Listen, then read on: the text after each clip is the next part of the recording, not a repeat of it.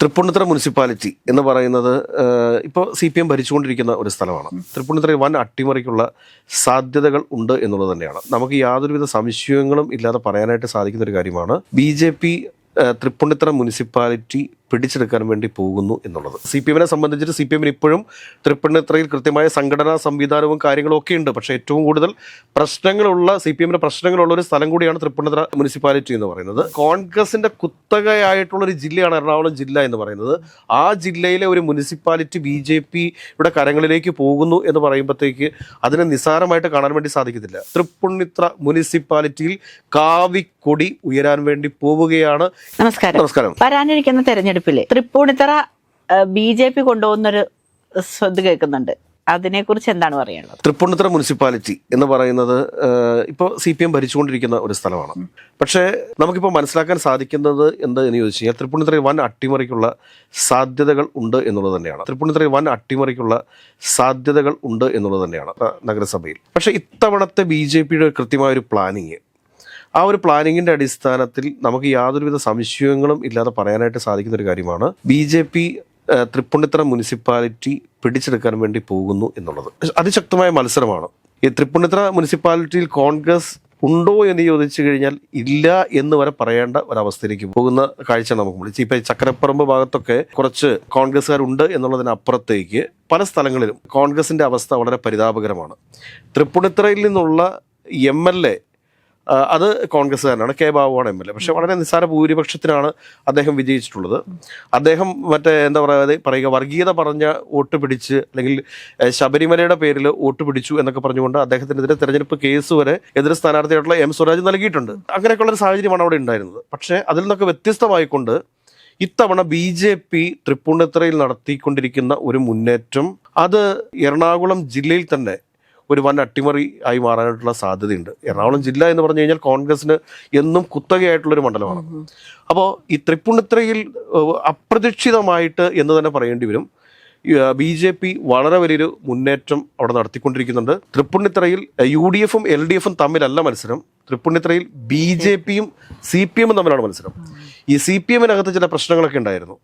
ഈ പ്രശ്നങ്ങളൊക്കെ ഉണ്ടായതിൻ്റെ അടിസ്ഥാനത്തിൽ ഈ CPM-ൽ നിന്ന് കുറച്ച് ആളുകൾ, അത് പ്രത്യേകിച്ച് CAT-കാർ കുറച്ച് ആളുകളൊക്കെ കോൺഗ്രസിൽ ചേർന്നു എന്നുള്ളതൊക്കെ വസ്തുതയാണ്. പക്ഷെ അതൊരു പ്രദേശത്ത് മാത്രം ഒതുങ്ങി നിൽക്കുന്ന കാര്യമാണ്. അതിനപ്പുറത്തേക്ക് വരുന്ന സമയത്ത് സംഭവിച്ചിട്ടുള്ളത് എന്തെന്ന് ചോദിച്ചു കഴിഞ്ഞാൽ BJP-യിലേക്ക് കോൺഗ്രസിൽ നിന്ന് ഒരു വലിയ വിഭാഗം ആളുകൾ ഷിഫ്റ്റ് ചെയ്യപ്പെട്ടിട്ടുണ്ട്. ഇത് കോൺഗ്രസ് ഏത് വിധത്തിലാണ് ഇതിനെ മനസ്സിലാക്കി വെച്ചിരിക്കുന്നതെന്ന് എനിക്ക് അറിഞ്ഞുകൂടാ. പക്ഷേ ശരിക്കൊരു പൊളിറ്റിക്കൽ ഷിഫ്റ്റിംഗ് നടന്നിട്ടുള്ള ഒരു സ്ഥലമാണ് തൃപ്പൂണിത്തുറ മുനിസിപ്പാലിറ്റി എന്നുള്ള കാര്യത്തിൽ ഒരു തർക്കവും വേണ്ട.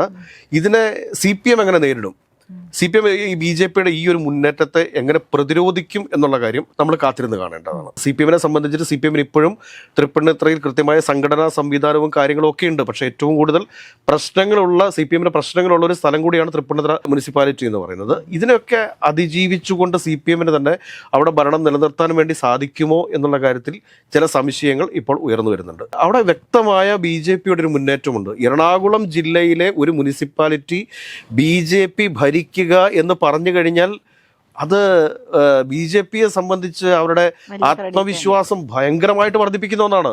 അതായത് കോൺഗ്രസിന്റെ കുത്തകയായിട്ടുള്ള ഒരു ജില്ലയാണ് എറണാകുളം ജില്ല എന്ന് പറയുന്നത്. ആ ജില്ലയിലെ ഒരു മുനിസിപ്പാലിറ്റി BJP-യുടെ കരങ്ങളിലേക്ക് പോകുന്നു എന്ന് പറയുമ്പോഴത്തേക്ക് അതിനെ നിസ്സാരമായിട്ട് കാണാൻ വേണ്ടി സാധിക്കത്തില്ല. അത് വലിയൊരു മാറ്റത്തിന്റെ തുടക്കം തന്നെയാണ് എന്ന് പറയേണ്ടി വരും. അതുകൂടാതെ തന്നെ കൊച്ചിൻ കോർപ്പറേഷനകത്ത് എല്ലാവരും പ്രതീക്ഷിച്ചുകൊണ്ടിരിക്കുന്നതാണ് കോൺഗ്രസിന് ഈസി ആയിട്ട് കിട്ടാൻ പോകുന്ന ഒരു കോർപ്പറേഷനാണ് കൊച്ചിൻ കോർപ്പറേഷൻ എന്നാണ്. പക്ഷെ അങ്ങനെയല്ല കാര്യങ്ങളിൽ വലിയ മാറ്റങ്ങൾ സംഭവിച്ചിരിക്കുന്നു എന്ന് തന്നെ നമ്മൾ കരുതേണ്ടിയിരിക്കുന്നു. ഞാൻ സത്യം പറഞ്ഞു കഴിഞ്ഞാൽ നമ്മൾ ഇത്ര തൊട്ടടുത്ത് കിടക്കുന്ന ഒരു സ്ഥലത്തെ രാഷ്ട്രീയ മാറ്റങ്ങൾ അറിയാതെ പോയതിനുള്ള ആദ്യം പ്രേക്ഷകരോട് നമ്മൾ ഒരു ക്ഷമാപണം നടത്തേണ്ടതുണ്ട്. തൃക്കാക്കര UDF-ന്റെ നിയോജക മണ്ഡലം ചെയർമാന് കൊച്ചിൻ കോർപ്പറേഷൻ, അതായത് തൃക്കാക്കര നിയോജക മണ്ഡലത്തിന്റെ ചില ഭാഗങ്ങൾ കൊച്ചി കോർപ്പറേഷനും കൂടെ ഉൾപ്പെട്ടതാണ്. അപ്പോൾ അങ്ങനെ തൃക്കാക്കര നിയോജക മണ്ഡലം UDF-ന്റെ ചെയർമാനായിട്ടുള്ള ജോസഫ് അലക്സ് എന്ന് പറയുന്ന ആൾക്ക് കോൺഗ്രസിന്റെ റിബലായിട്ട് മത്സരിക്കേണ്ടി വരുന്ന അവസ്ഥയുണ്ട്. പാലാരിവട്ടത്ത് ജനറൽ വാർഡിൽ അഡ്വക്കേറ്റ് മിനിമോൾ എന്ന് പറയുന്ന ഒരാളെ ജനറൽ വാർഡിൽ കോൺഗ്രസ് സ്ഥാനാർത്ഥിയാക്കിയിരിക്കുന്നു. അവരെ മേയർ സ്ഥാനാർത്ഥിയാക്കിയാണ് വെച്ചിരിക്കുന്നതൊക്കെ പറയുന്നത്. പക്ഷേ അത്രത്തോളം ഒക്കെ ഉണ്ടോ എന്ന് അഡ്വക്കേറ്റ് മിനിമോൾ എന്നുള്ളതിനെ കുറിച്ചൊക്കെ പാലാരിവട്ടത്തെ ജനങ്ങൾ വിലയിരുത്തട്ടെ എന്നാണ് എനിക്ക് പറയാനുള്ളത്. 33 വാർഡ് ഡിവിഷനിലെങ്ങാണ്ടാണ് ഈ ജോസഫ് അലക്സ് സ്വതന്ത്രനായിട്ട് മത്സരിക്കുന്നത്.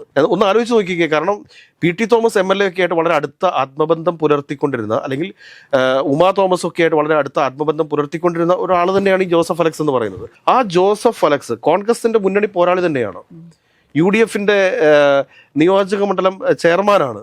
അപ്പം അങ്ങനെയൊക്കെയുള്ള ഒരാൾക്ക് വരെ ഇവിടെ സീറ്റ് ലഭിക്കാതെ സ്വതന്ത്രനായിട്ട് മത്സരിക്കേണ്ടി വരുന്ന ഒരു അവസ്ഥ. അദ്ദേഹം ജയിക്കുവാണ്. എൻ്റെ അഭിപ്രായത്തിൽ കൊച്ചിൻ കോർപ്പറേഷനിലെ 33ാം ഡിവിഷനിൽ ജോസഫ് അലക്സിന് വിജയസാധ്യതകളുണ്ട്. അദ്ദേഹം ഇതിനു മുമ്പ് കൗൺസിലറായിരുന്ന് കഴിവ് തെളിയിച്ചിട്ടുള്ള ആളാണ്. അപ്പോൾ ഒരു നിയോജക മണ്ഡലം ചെയർമാന് പോലും കോൺഗ്രസ് സീറ്റ് നിഷേധിക്കുന്നു എന്ന് പറയുമ്പോൾ അതിൻ്റെ ഒരു ഭീകരാവസ്ഥ എന്ന് ആലോചിച്ച് നോക്കി. അത് കൂടാതെ തന്നെ ബാസ്റ്റിൻ എന്ന് പറയുന്നൊരു ചെറുപ്പക്കാരനുണ്ട്. ആ ചെറുപ്പക്കാരൻ വിജയിക്കൂട്ടോ, കോൺഗ്രസിന്റെ മറ്റൊരു റിബലാണ്. എന്തുകൊണ്ടാണ് ഇതുപോലെ ജനകീയ അംഗീകാരമുള്ള ആളുകൾക്ക് കോൺഗ്രസ് പാർട്ടി സീറ്റ് നൽകാത്തത് എന്നുള്ളത് വലിയ ചോദ്യമാണ്. പല സ്ഥലങ്ങളിലും ഇത് തന്നെയാണ് അവസ്ഥ. ഇപ്പോൾ ഒരു ഏറ്റവും വലിയ ഉദാഹരണത്തിന് മറ്റൊരു കാര്യം കൂടി പറയാം. തൃക്കാക്കര എല്ലാവരും വിചാരിച്ചുകൊണ്ടിരിക്കുന്ന തൃക്കാക്കര ഇത്തവണ ഉറപ്പായിട്ടും കോൺഗ്രസ് അല്ലെങ്കിൽ UDF തന്നെ അധികാരത്തിൽ തുടരുമെന്നാണ്. സത്യം അതല്ല. ഒരു കാരണവശാലും തൃക്കാക്കര മുനിസിപ്പാലിറ്റിയിൽ UDF അധികാരത്തിൽ വരത്തില്ല. തൃക്കാക്കര മുനിസിപ്പാലിറ്റിയിൽ LDF ആണ് അധികാരത്തിൽ വരുന്നത്. അതിന് 1-2 ഉദാഹരണങ്ങൾ ഞാൻ പറയാം. ഒരു DCC സെക്രട്ടറി എൻ്റെ സുഹൃത്തു കൂടിയാണ്. അദ്ദേഹം മത്സരിക്കുന്ന വാർഡിൽ BJPക്ക് ഒരു കാൻഡിഡേറ്റ് ഉണ്ട്. BJPക്ക് കൃത്യമായിട്ട് അവിടെ 250-300 വോട്ടുള്ള ഒരു വാർഡാണത്. അവിടെ ആകെ മൊത്തം വോട്ട് എന്ന് പറയുന്നത് 1200 അവിടെ കോൺഗ്രസ് സ്ഥാനാർത്ഥിക്ക് പുറമെ കോൺഗ്രസ് പാർട്ടിയിൽ തന്നെ വളരെ സജീവമായിട്ടുള്ള 2 ആളുകൾ മത്സരിക്കുന്നുണ്ട്.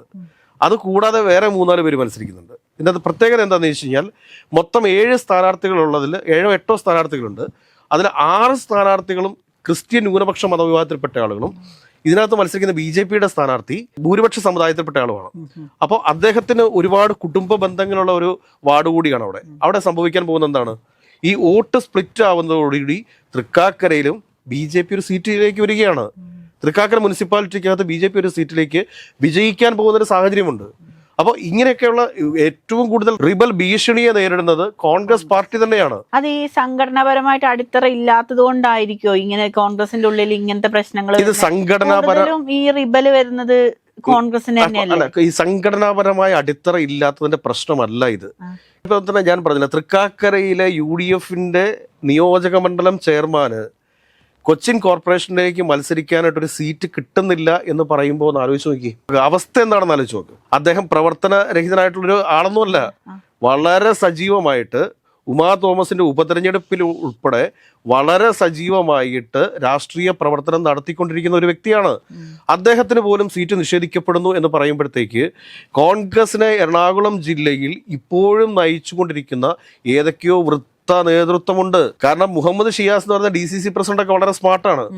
VD സതീശനാണ് കൊച്ചിൻ കോർപ്പറേഷന്റെ ചുമതല. പക്ഷെ എങ്കിലും ഇവർക്കൊക്കെ ചില ആളുകളുടെ അഭിപ്രായങ്ങളെ അംഗീകരിച്ച് മുൻപോട്ട് പോകേണ്ട ഗതികേടുണ്ടാവുന്നു. ഒരു കാര്യം ഉറപ്പിച്ച് നമുക്ക് പറയാൻ പറ്റും. കാരണം VD സതീശനെ പോലെയുള്ള ഒരാളുടെ കൃത്യമായ ഇടപെടലുകളിലൂടെ കൊച്ചിൻ കോർപ്പറേഷനകത്ത് ഒരുപാട് വോട്ടുകൾ ചേർക്കപ്പെട്ടിട്ടുണ്ട്. വളരെ കൃത്യമായിട്ടാണ് തിരഞ്ഞെടുപ്പിന് മുന്നോടിയായിട്ടുള്ള ഒരുക്കങ്ങൾ പൂർത്തീകരിച്ചിട്ടുള്ളത്. പക്ഷേ ഇപ്പോൾ സംഭവിച്ചുകൊണ്ടിരിക്കുന്ന കാര്യങ്ങൾ റിബലുകളെ പിൻവലിപ്പിക്കാനായിട്ട് സാധിച്ചിട്ടില്ല. അതുകൂടാതെ തന്നെ ഒരു സീറ്റിൽ തന്നെ അനർഹരായിട്ടുള്ളവർക്ക് സീറ്റ് നൽകുകയും അവിടെ അർഹരായവർ റിബലുകളായിട്ട് വരികയും ചെയ്യുന്നൊരു സാഹചര്യമുണ്ട്. മറ്റ് സ്ഥലങ്ങളിലൊന്നും പ്രശ്നങ്ങളില്ല. ഇപ്പം കളമശ്ശേരി മുനിസിപ്പാലിറ്റി വലിയൊരു പ്രോബ്ലത്തിലേക്കൊന്നും പോകാൻ സാധ്യതയില്ല. കോൺഗ്രസിനൊരു ഈസി വാക്ക് ഓവർ ആവാൻ സാധ്യതയുണ്ട്. പക്ഷേ അവിടെയും വെല്ലുവിളി ഉണ്ട് കോൺഗ്രസിന് ഇല്ല എന്ന് പറയുന്നത്. Aluva municipality, Angamaly municipality, Perumbavoor municipality, Muvattupuzha municipality, ഇവിടങ്ങളിലൊന്നും ഈ പറയുന്ന തരത്തിലുള്ളൊരു പ്രശ്നങ്ങൾ കോൺഗ്രസിന് ഉണ്ടാവാനായിട്ടുള്ള സാധ്യതകളില്ല. മൂവാറ്റുപുഴയൊക്കെ ടൈറ്റ് മത്സരമാണ്. LDFും UDFും തമ്മിലാണ് മത്സരം നടക്കുന്നത്. പക്ഷേ ഇതൊരു അപ്രതീക്ഷിതമായ ഒരു മുന്നേറ്റമാണ് തൃപ്പൂണിത്തുറ നഗരസഭയ്ക്കകത്ത് BJP ഉണ്ടാക്കിയിട്ടുള്ളത്. ആ BJPയുടെ ഒരു മുന്നേറ്റത്തെ LDF ഏത് രീതിയിൽ പ്രതിരോധിക്കും എന്നുള്ളത് മാത്രമേ നമുക്കിനി അറിയേണ്ടതുള്ളൂ. ആ ഒരു പ്രതിരോധം ഇല്ല എങ്കിൽ ഒരു കാര്യം 100% ഉറപ്പിച്ചു വെച്ചോളൂ, എറണാകുളം ജില്ലയിൽ കോൺഗ്രസിന്റെ കുത്തകയായി വെച്ചുകൊണ്ടിരിക്കുന്ന കോൺഗ്രസിന്റെ ഏറ്റവും വലിയ ശക്തി കേന്ദ്രമായ എറണാകുളം ജില്ലയിലെ തൃപ്പൂണിത്തുറ മുനിസിപ്പാലിറ്റിയിൽ കാവിക്കൊടി ഉയരാൻ വേണ്ടി പോവുകയാണ് എന്ന കാര്യം ആരും മറന്നു പോകണ്ട. അതിൻ്റെ മണിക്കൂറുകൾ അത്ര വിദൂരമല്ല എന്ന് മാത്രം കോൺഗ്രസ് LDF നേതാക്കന്മാരെ ഓർമ്മിപ്പിച്ചുകൊണ്ട് അവസാനിപ്പിക്കുക.